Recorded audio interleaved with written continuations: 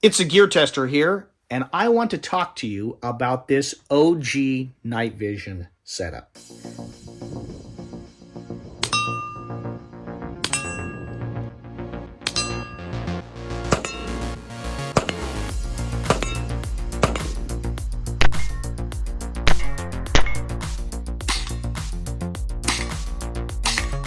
Guys only want one thing. It's night vision goggles.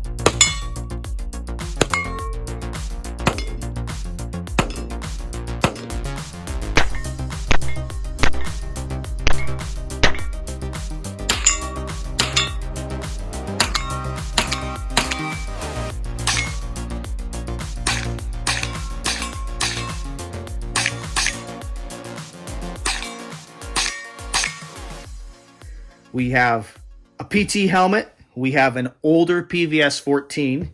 We have a Rhino mount with its US GI J arm.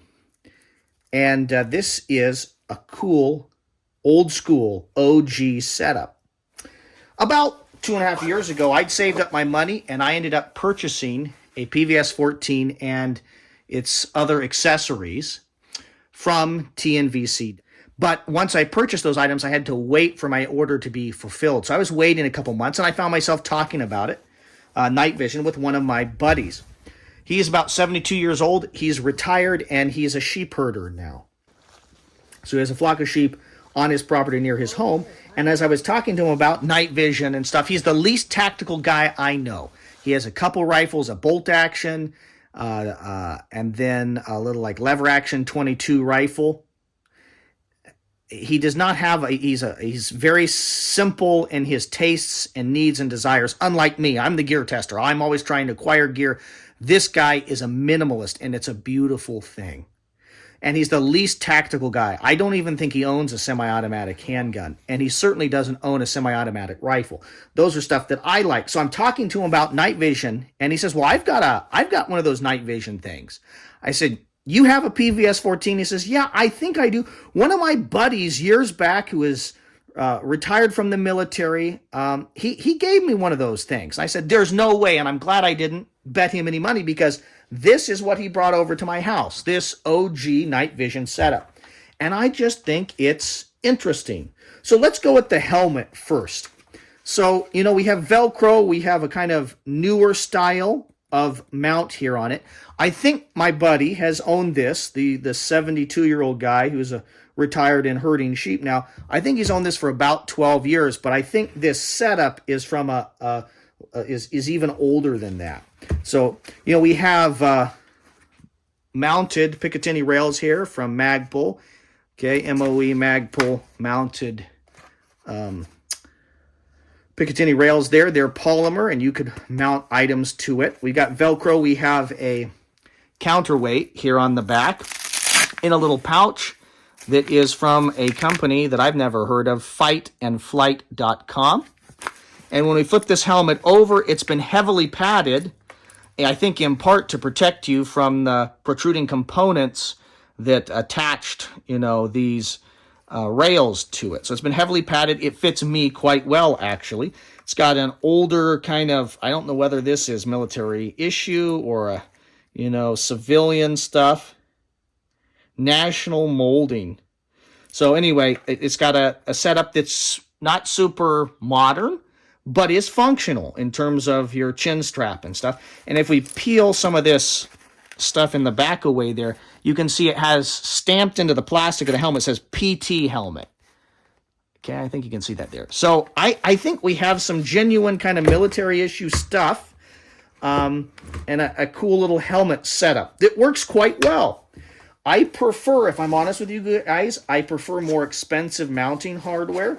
That's what I ended up buying over this Rhino stuff. So I prefer the Wilcox mounts, but they're a lot more expensive. Although I've seen some of these Rhino mounts from the Rotus go for extremely expensive prices. Recently, I was digging through a pile of Army surplus night vision mounts and components, and I was really surprised for this used stuff how much it was.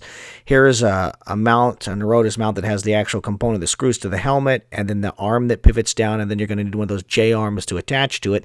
It's $200. Then an identical model to the one I'm showing you here, $200. It just seems like a lot of money to me for used components. Here, this mount was produced in 2004. So that would be 21 years ago. So I think this is an older setup that somebody had and used. And then when they either upgraded their stuff or they just wanted to get rid of stuff, they gave it to my buddy. He uses this PVS 14 to find sheep. So he has a very practical use where he just walks around. He told me he doesn't like using the helmet system. There's about a pound of lead shot in a little very nicely sewed up pouch in the back here. He says that the helmet system just doesn't work for him, but what he does is he walks around and he generally has a strap attached to this and just hangs this around his neck, and when he's calling his sheep in the evening, he lives in the northern part of the United States where it gets dark in the fall quite early. He finds his sheep and kind of herds them back home to safety each night using this thing. So he's been kind enough to let me borrow it, and today I'm getting it back to him. So I wanted to film this video and show you. So he let me borrow this for a while, and then my PVS 14 and equipment showed up. And if you've seen any videos or if you watch any videos here, probably in the next couple months on my channel, you'll see that what I did is I filmed through my PVS 14 and I used his to hike around and do different things. So this is a white phosphor PVS 14. This is a green phosphor. And it's older, this PVS 14, and it has some problems. So it turns on. Let's see if I can show you that here. It turns on. But the IR light works just fine on it. But the adjustment here for the brightness does not work. So I don't know whether that broke or whether this model never had it, but it doesn't. You turn it on and you got one brightness setting. And then the adjustment here is a little sticky and difficult to deal with. Let's make sure I don't have that on. So it's a little bit hard. It's substantially harder, almost impossible to adjust the settings here at the eyepieces to adjust focus and things. The front one you can kind of make work. The rear one just doesn't seem to be working. So I don't know. I think this is just a beat up older PVS 14, but it does work, and it's been fun to play with it while I was waiting for my PVS 14 to show up from TNVC. And having the combination of them has allowed me to film and do different things, run around in the woods with some of my buddies, them wearing one, me wearing one, and just experiment and enjoy the hobby of night vision. Now, I use this stuff to play. He uses it for actual work. I've mentioned this. I really like the Wilcox mounts a lot better than this system, but it does work. There's less adjustment. And what I find is that this pops off. That just drives me crazy. So I will say, if you're new to night vision and watching this, if you're using one of these USGI J arms or some facsimile of them, I would definitely make sure that you have your PVS 14 bungeed to your helmet. I'm not demoing that here, but when I use mine, that's what I do. What do I take away from this experience and experimenting with this gear for a while here? Well, first, my buddy is the least tactical guy I know. He does not own tactical rifles or weapons, and he doesn't come across as a guy that would have something like this. I think that night vision is a lot more prevalent than people imagine. Okay, it's expensive, but that's relative, right? So I think night vision is more prevalent. I think it's more affordable than people really want to acknowledge. And I think it's in use a lot more than we may realize. There was a huge rush 4, 5, 6 years ago for people to get night vision as they thought the world was coming to an end because of a worldwide sickness. But I think that night vision and their night vision accessories, things like this IR flashlight, it'll be, you can see, I think you can see that it's kind of glowing there. Yeah. Accessories like this on Amazon, this is a super powerful IR light. $25. So I think night vision and particularly night vision accessories are a lot more affordable and available than people think. If you don't have to go with the brand name ultra tactical ultra hyped items, I think that you're going to find, and I think this is going to be true, whether it's night vision in this form or digital night vision, I think we're going to find that it's more prevalent, more affordable, and in use a lot more than we might imagine. And so for the prepared citizen, defender, I think that night vision is starting to be something that is a necessity, not just something that's nice to have. Years ago, I took classes from Tactical Response.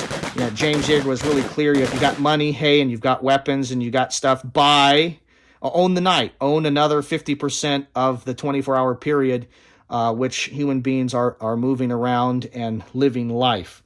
And so I really think that if you can afford night vision in some form, that you should be trying to acquire it. How much have I used it? I've actually used my night vision over the last 2 years quite a bit and really enjoyed it. I've taken it backpacking, and lots of people in my family and in my friend group have experimented with it and really enjoyed it.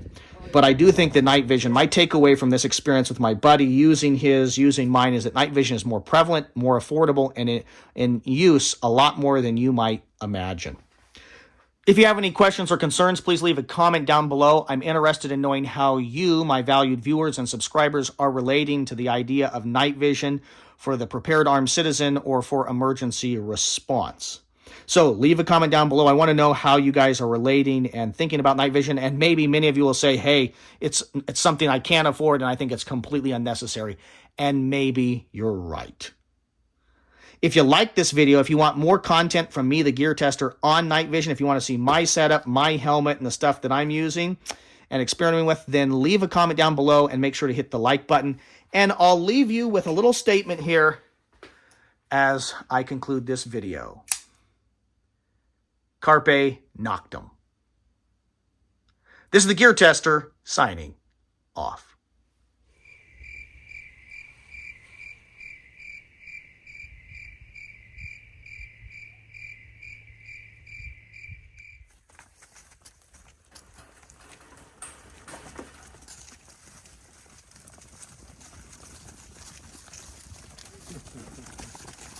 Come on, baby. Bunch of fatties. Roly-polies.